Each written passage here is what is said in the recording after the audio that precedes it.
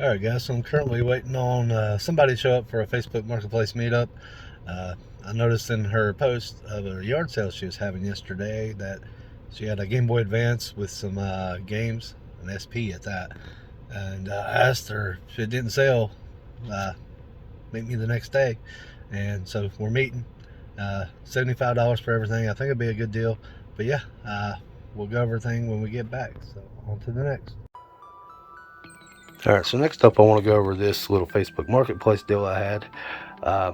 It was actually, I seen it in a picture in a yard sale, and I asked them if they still had it after the yard sale messaged me, I'd come get it the next day. So they had a bunch of gaming stuff, all of it sold except for the Game Boy Advance SP and the games, and she said she wanted $75 for it all, which I thought was a really good deal, which really is a pretty good deal. The SP, as you can tell, is in really good shape. It is the 001, so it's not the backlit one, but it's still worth about 80 bucks. It came with a few games. The main reason I got it because it had this Kirby game with it, Kirby and the Amazing Mirror. But unfortunately, this thing right here is actually fake because the real one does not have Kirby pictures on it, where you see Kirby in the corner there and over here and such. So as far as I can tell, this is probably fake. I've not seen any like it. I've seen one like it on eBay, but I think it's probably fake too. And then of course I checked up underneath there. You can check and it says Nintendo. This one does not say Nintendo, so I believe it's a fake. So $50 game if it wasn't fake, but I believe it's fake, so pretty much worthless now. I might keep it and just play it for fun. The next best game was actually this Lilo and Stitch 2. It's worth about 13 bucks. And then Zelda in the way here. We got Need for Speed Most Wanted, which goes for about 8 bucks. And then we got a couple $3 or $4 games, Attack of the Toy Bots, Monsters, and then Arthur here, which is only worth about 4 bucks. So I should easily get my money back selling this on eBay. I think I can get 80 out of it, and then basically the games will cover that. So yeah, kind of a loss on this one, but still, what can you do? At least I'll have a free fake game to play. Anyways guys, on to the next.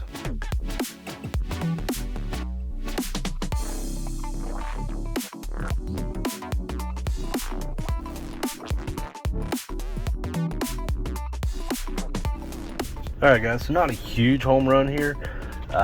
Just went inside this little flea market and picked up these games for 40 bucks. Should be about $110 worth of games here. So it should be a quick flip online, maybe make a quick 50 bucks. Anyways, we got Marvel Super Heroes 2 on the Switch.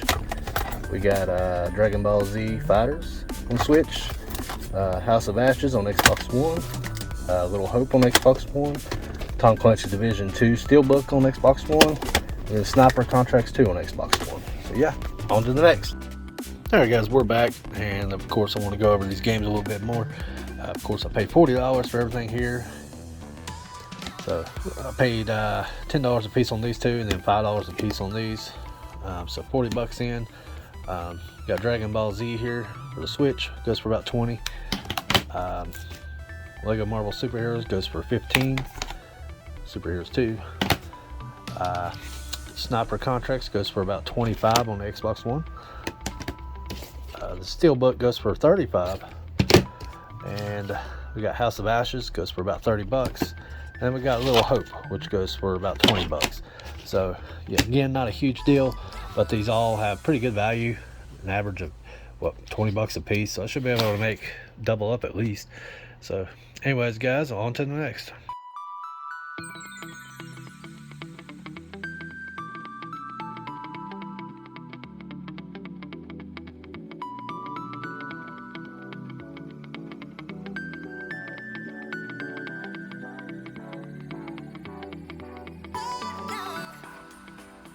Alright guys, so I want to go over this yard sale find real quickly with you. I showed a little bit of clip of what I was buying. Ended up being a full tub full of stuff. But yeah, I paid $250 for everything, which turned out to be a steal. Got a really good deal on it. So yeah, let's just go over everything. And I also found some surprises I didn't even think was in here. But first of all, we got this Nintendo 64 case. Looks like they sell for about $60 on eBay.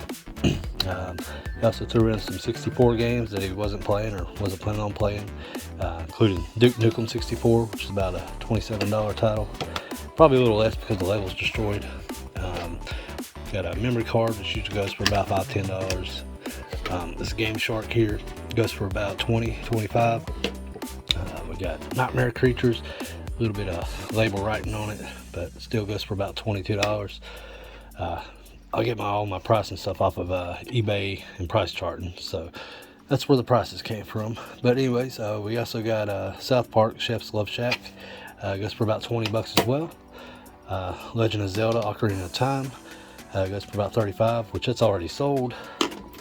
We also got Star Fox 64, which goes for about $20-25.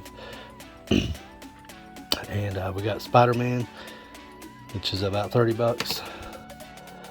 We also got GoldenEye 007, which goes for about $25-30. The WWF Warzone, which is about a $5 title. WCW and NWO Revenge goes for about $12. Wheel of Fortune, which goes for about $10. We also got Monopoly, which goes for about $15. And we got Jeopardy, which goes for about $12. And then we got Madden 64, which goes for about $4.